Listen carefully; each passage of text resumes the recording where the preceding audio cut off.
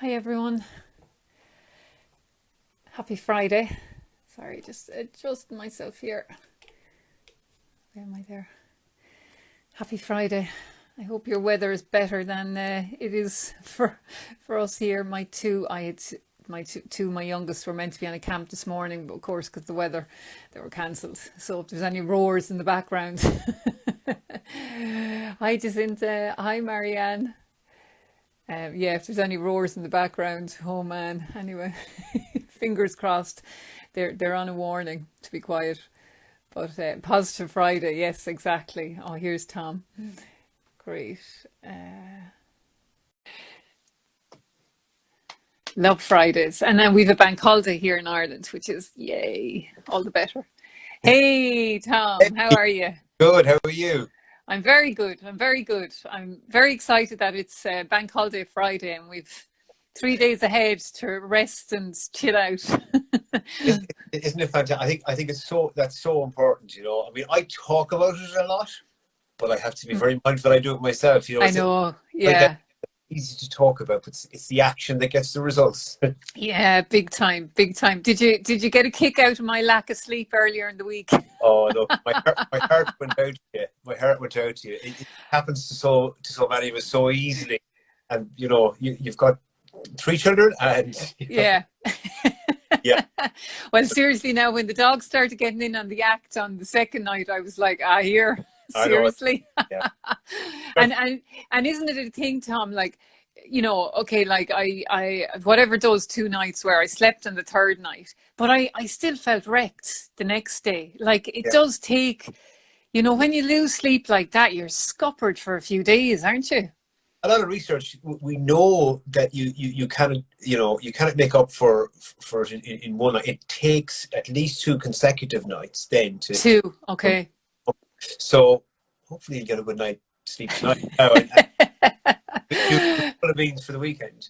Yeah, yeah. Well, no, I had a good night's sleep last night, so I kind of woke up. But I was funny yesterday. I was kind of like, yeah, I just woke up and like I am a devil. I'll be really honest. If I don't get my sleep, I am narky. Yeah, I am yeah. well narky. So even yesterday, my husband was kind of like, "Did you not sleep last night?" And I was like, "I did. I'm just still tired." The honesty in relationships, eh? Yeah, well, get found out one way or the other, don't you? I mean, at some point.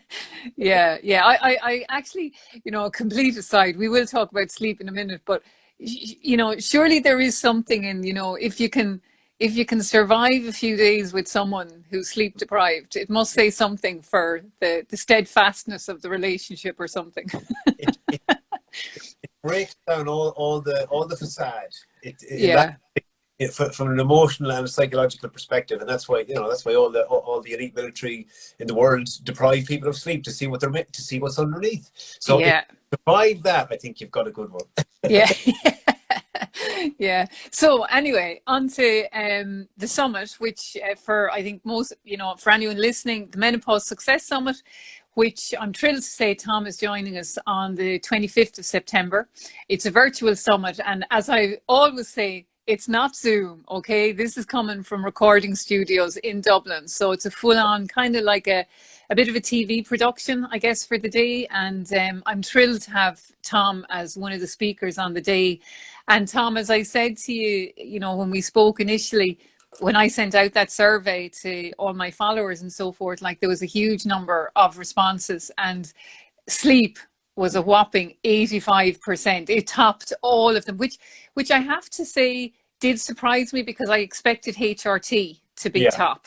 But yeah, actually it was sleep, and then I think it was weight management, yeah, and then maybe HRT was third or fourth, just yeah. given the talk in the media and so forth at the Mhm. moment. So sleep in menopause is huge. Yeah, it is huge, and in all the years that I've been talking about sleep, and I've worked with such a diverse range of kind of cohorts, and I think there's just not enough being talked about when it comes to menopause and the impact that has on, Mm, and then that knock-on effect that the lack of sleep is causing. Like in many other areas, it kind of worsens everything. It tends to be a spiral downwards. So, you know, I've had some fantastic feedback over the years, and thanks of women who've spoken about this. I've spoken about it, and they've been sort of thought, thank you so much, because, you know, as we say, there's not enough information out there about it, and the pain came to the surface with your survey. You know, help! I need help. Yeah. Impacted, you know.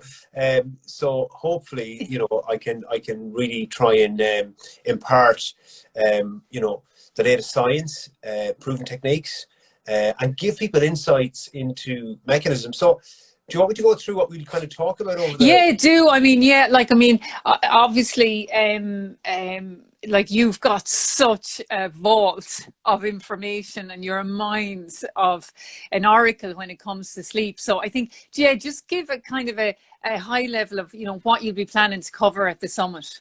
Sure. Well, I suppose we look at the all of the different types of connections, you know, because people say to me sometimes, well, what aspects of our health say does sleep impact? And I say, well, there isn't an aspect of your health that it doesn't impact. So we kind of look at those links through the lens of female health, and we look at, of course, we look at the sort of hormonal changes that occur, and how that's actually linked to your health and sleep. We look at things like body composition, mood that you've spoken about, and that sense of well-being. So really what we're doing is we're looking at, you know, complete physical and psychological links and impacts there that people will have. And then from that will kind of, you know, we then look at sort of food and nutritional and supplementation strategies and different things that people can do then Brilliant. to contribute to that. So that's the kind of Yeah. first thing we speak about.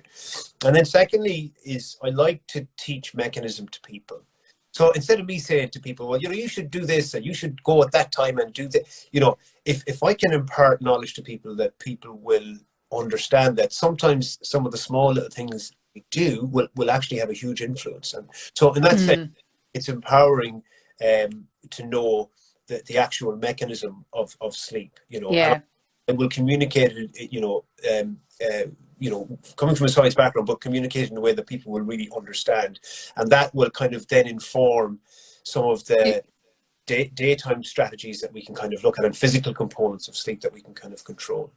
And I think, Tom, that's I think what I loved so much about when I first heard you speak was how practical you are, because I think one of the biggest, I'm all about practicality when it comes to menopause, because when you're in menopause, you don't need added complication. You need things to be made even more straightforward, and just easy. It needs to be easy, and I think that's what I really kind of appreciate in your approach. Brilliant. People want to know, what do I do? You know, Yeah. I mean, that's it. Like, what to help? What do I do? Well, here's what you do. That's what I try and do, is say, look, here's what you do, and just to let you understand, or I might tell you to do something. And this is why I'm telling you. And they go, oh, yeah, right, okay. yeah. That's kind of my push, and that's it. But also, the other thing I'm going to cover really is kind of look at other kind of different issues, like the frustration, anxiety, stress, and look, you know, again, strategies around that. Because I think we can get into that very, you know, we wake up in the middle of the night, and, you know, for obvious reasons, there's something going on that's waking us up. So let's look. But then also we have to, you know, we have to be careful of our reaction to that. You know, oh Christ, it's happening again, and we get all stressed out and worked up. You know, so we've activated that stress response, and that's going to push it further back in the cortisol and so on and so forth. So you know, giving people a kind of a roadmap or different strategies. Okay, and that brings security. That brings as well. And because what happens is some people get so worked up about it, and it is such an issue that the anxiety level starts to rise when it's close to bed. Christ, I really need to sleep, and you know, and how often does that happen? Like you're saying to yourself, "Oh God, I really need to sleep," and you get so worked up about that impacts, you know. So totally, and like, just on that, like, Tom, I felt that after 2 nights this week of just horrific sleep, because as I mentioned during the week, but then when I came to the 3rd night, I was working with a corporate yesterday. I was doing a talk in the workplace, and I knew I needed to be focused. I needed to be alert. I needed good brain function, whatever. Yeah. So I definitely felt under pressure going to bed on Wednesday night. And I was trying to kind of just, park it. I'm going to Yeah. sleep. And I was all that kind of like, I'm going to sleep. And now I did sleep, thank God. Praise the Yeah. Lord. But there is that, isn't though? When you go That. out of kilter. That you go to kilter. And again, some of the stuff that I teach is kind of based around physiology rather than like there are, you've got some fantastic experts on board for this summit, like, and they will be able to impart some of the, even though I do touch on the cognitive strategies or whatever else, but like this is kind of evidence-based science on the fastest way to reduce stress. And I use some of these techniques, and the great thing about that is that they don't require practice, and they every time you do them, whether you believe it or not. And that's great news, because it Brilliant. gives great relief. And of course, that kind of overthinking and pervasive thinking that occurs with people, that you repetition, you can't get away from that. And what can we do that as well? Yeah. And Tom, just I mean, I know I've been saying this already, and I know for many, I mean, we have 15 experts now. We confirmed Trudy Hannington during the week. Like, we have 15 experts covering menopause. It is going to be a serious amount of pen to paper, and particularly I know for your session, the notes are going to be written, but any tip you would give anyone watching just coming into long weekends? How do we kind of make the most of it in our sleep? Well, look, I describe, like, I just give you a background. There's a famous circadian biologist, and he describes sleep as the master conductor of health and disease. And I quote sleep as being the ultimate act of self-care. Okay, I love that. Because we're spending 36% of our lives asleep, and that's more time dedicated to one activity in human physiology than anything else. So it really is, it really is the ultimate act of self-care. So I'd like people to take a little bit of space with that. And my tip for the weekend is this, is that you've got 3 kids, you've got a demanding lifestyle. We all have different demands and challenges in our lives. We forget ourselves. We forget to come to the moment and into the now. So the little tip I have for people at the weekend, which encapsulates all of these things, is to have a foot bath about 20 minutes or half an hour before you go to bed. Have your foot bath and sit there and just count out 50 breaths. Just be aware. So have your foot bath. This will help with the body temperature. It will help relaxation. It will help unwind you. It will help you put you into that frame of mind.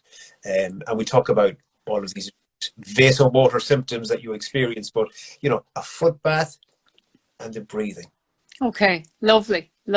Totally agree, Tom Coleman. Sorry, love my foot bath. Someone's coming back with that. Oh, brilliant. Very good. I love that. Okay, I'll be trying that one tonight. Yeah. Do you recommend putting oils or anything into the foot bath, Tom?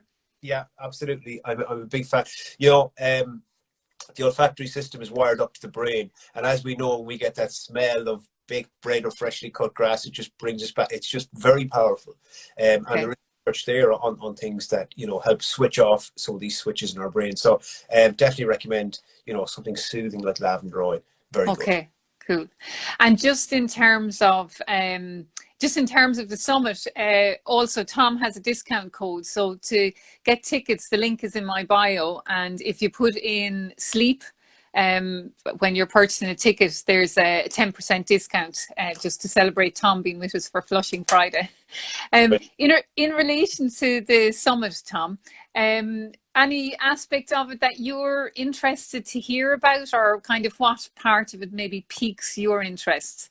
And I guess too, you're great. I mean, you're so in the space, you're so involved in women's health, and particularly around sleep and so forth. But is there any part of it that maybe you feel you may not be as familiar with, that you're interested in, or what would you say?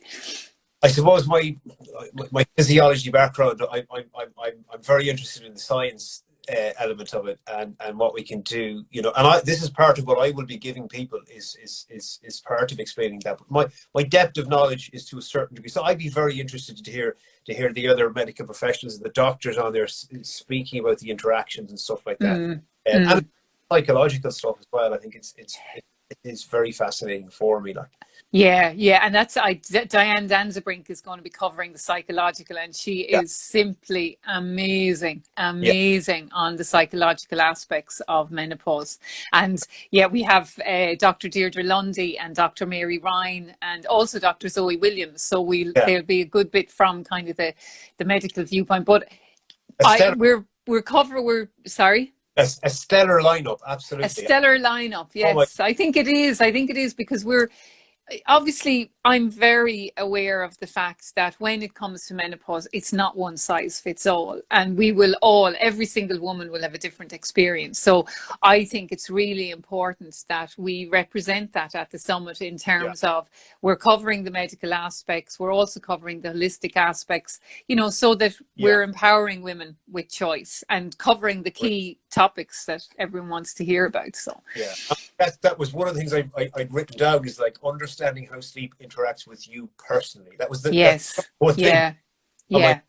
Was because there's such a variance in why people are having sleep issues, and genetics and all of the other interactions. You know, there's a lot there. So I think personalizing is powerful. Hey, and Tom, now I'm going to ask you something. This is a little bit personal on my side. So when my kids were in school and we were getting up at 7 o'clock every morning, that was my habit. It was fine. I was getting up at 7 o'clock. The day was starting grand. I'm finding now that the kids are on camp or they're not on camp or whatever. You're not getting up at 7. We tend to be getting up at 8. I actually find I'm nearly more tired now. Because I'm getting up at 8 and I'm there. I was going to ask you today because I'm there thinking, should I just go back to getting up at 7 o'clock in the morning and try and, you know? Yeah, in terms of the hierarchy of importance of different things that are related, like this is sleep regularity you're speaking about. So, you know, instead, like the quality and the quantity and the regularity are key kind of issues in sleep, and you know, you will require personally a certain amount, you know, most of us 7.5 hours, say, right? But if some people 6 and they're fine, right? Now, I meet people and say, well, I get 6 every night, but I'm going to try now and get 7. And they start disrupting their sleep regularity, and that really interferes. So really the sleep regularity is a framework, our circadian rhythm, which our internal rhythm of the day. If that stays on a course, we love that. Our brain loves that, and that's why your brain wakes you up on Saturday morning at the same time. Sleep regularity brings reassurance to us in a physical and a psychological sense in how our systems work. So I would definitely recommend, you know, going back even just by the hour, right? Go back to that time, because your circadian rhythm, you're shifting your circadian rhythm, and so you're not just shifting. Every other system, and let me tell you, all of your systems are informed. All of your systems, every cell in your body has a timer. Imagine that. So you're shifting all of that when you're shifting that. You're not just shifting one thing; you're shifting everything. So that's why. That's why there's the disruption, and that's why there's that kind of feeling then of being tired. Right. Okay. I might wait till Tuesday. You can't do it until Monday, can you? You can't start anything until. But Monday's a bank holiday, so I'm thinking I'll wait till Tuesday. I'll see.